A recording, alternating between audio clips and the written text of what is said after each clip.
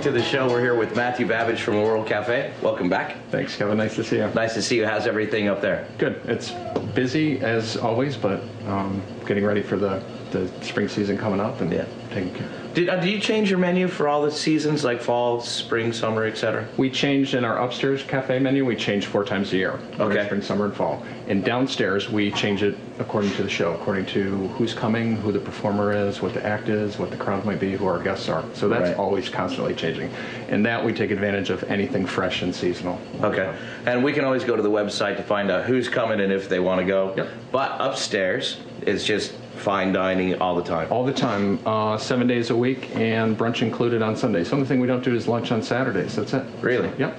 All right. Today, we have a great treat for you. We're going to do desserts. Today it is. So I actually get to make cookies. Yep, we're going to make molasses cookies. Actually, you're going to make molasses cookies. At the same time, I'm going to make 2 tarts, and they're both, one's pear and one's fresh figs with mascarpone. They're very simple. They're both made with phyllo, which you can buy at the grocery store. All of the items that we use here today are available.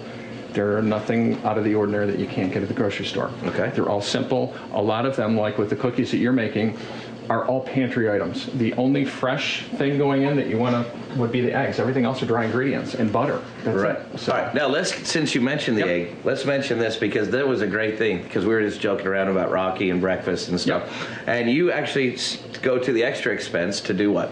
These are actually pasteurized eggs in the shell.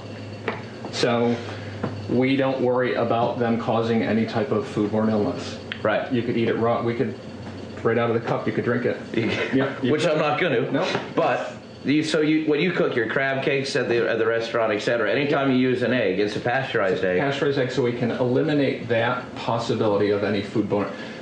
With anything that you do, any contact or anything you can do to help eliminate any potential problems is the best thing to do. I agree. But I never, you know what, I actually, to be honest with you, I didn't know you could buy a pasteurized egg in the shell. Yep, you can. They're about twice the price, but it's worth the expense. Do you have to go to a specialty store? Or? Actually, one of my purveyors supply them, but you can find them locally in Delaware. I'm not sure where, but there are several places in Pennsylvania. Okay, very good. All right, so we're going to take a break, and we're going to come back, and I'm going to start the cookies, and you're going to start the pear? I'm going to do the pear tart first and kind of help you out as we go along, but I want to be able to answer any questions as we're working on it. All right, stay with us. It's going to get interesting.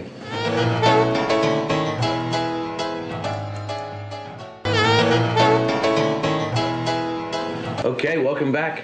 As promised, we're doing the dessert show. Matthew Babbage from the World Cafe and myself on cookies. On cookies. On cookies. So, okay, this is what you've told me to do so far. We've added, it looks like, I guess, a stick of butter. It's about 3/4 of a cup is in the bowl and is at room temperature. Okay, which is very important, right? It is because you want it to be able to blend or mix into what you're doing. Right, and then I'm going to add 1 cup of sugar. Granulated, just regular sugar. Add it in and cream it. What you want to happen is you want the sugar to be absorbed into the butter. Okay, so I'm not just crunchy. Yep. Just so, going. well, you want to go.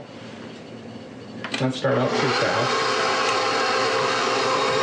Okay, and then you can add the sugar, and you just want it to mix in. You just dump it in there and let it go. And then what you can do is you can add this. What'll happen is it'll get lighter and a little bit more yellow. Okay. Okay. So while you're doing that, okay, what we're going to do is. For this part, we use regular phyllo that you can buy in any grocery store. The only difference is we're going to use a vegetable spray instead of butter to help lower the calories in the dessert. Okay. That's normally those two things don't go together, but this time it does. Okay, so the first thing, this is a no-stick tart pan. You can buy this pretty much anywhere, top and bottom. Okay, so spray the pan.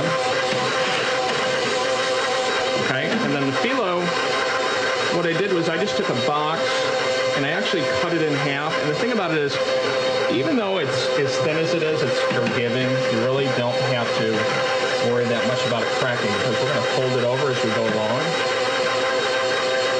Okay, and if it's dry, that's okay. The big thing you don't want to do is you don't want it sticking up above the pan. All right, so while you're doing that, should I do the dry ingredient part? You can actually, this is the flour that we need, which is about 2 1/4 cups.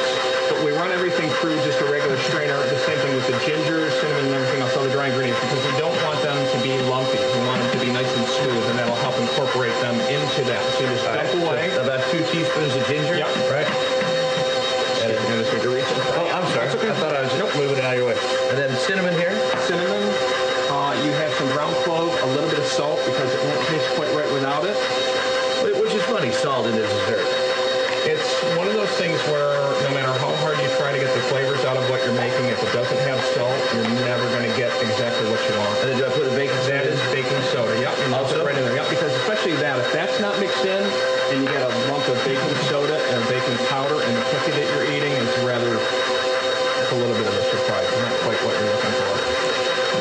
So what you can do now is you can take and scrape down the sides and scrape off the paddle. Okay. And don't be afraid to use your fingers on that one. Thank Sometimes you it's the best baking tool that there is. You know, I normally don't even use measuring spoons or anything. I pretty much just put everything in the palm of my hand. Right. I'm not that skilled. Well, you know what? It doesn't always work. But well, I heard for baking you need to be more precise than when you just cook. You do, but it's like with anything, the more you do it, the easier it seems to get. But that doesn't mean that everything's always going to come out the way it's supposed to. Okay, so what we have here is about 5 layers of phyllo, and it looks like we covered the pan pretty well. So what we want to do next is we have these pears. These are the Bosc pears. They're the taller ones with the thick brown skin. Right. The other pears are fine if that's what's available. You could use dried pears if you wanted to, but these are the ones I like because they have a lower moisture content. They're nice and sweet, but they have a lower moisture content. So no, we have one in the back, right? Yes, you can keep talking. I'll grab it. Yeah, it's right there. Sure. So these are just soaking in a little bit of acidulated water, which is just water with some vinegar in it. So that's the Bosc pear right there. And they peel well and they slice well. So the Anjous are the ones that are more green, and the juicier ones, the ones that when they get really, really ripe, they're the ones that like would run down your arms when you eat them. They're really good, but... All right. Okay, so we have the pears. All right, now should I start going with this again? Yep, let's start. Yeah. Do I have to mix this up first? What I would do is, I would probably just use this and just scoop it up. Okay. And you want to go kind of slow. If you add everything all at once and you turn it on, it's just going to flour everywhere. All right, so I'll start slow again. So with this, we've got the pears and about 2 tablespoons of sugar and about 2 tablespoons of honey. Once again, a pinch of salt. And then also some flour, because at the end what we're going to do is we're going to put a little bit of butter on the top, and the flour and the butter will help thicken it. And then the best thing to use is your hands. And don't push down on it, but actually just kind of like pull up so everything gets mixed in well. Now with this, you can be as neat, or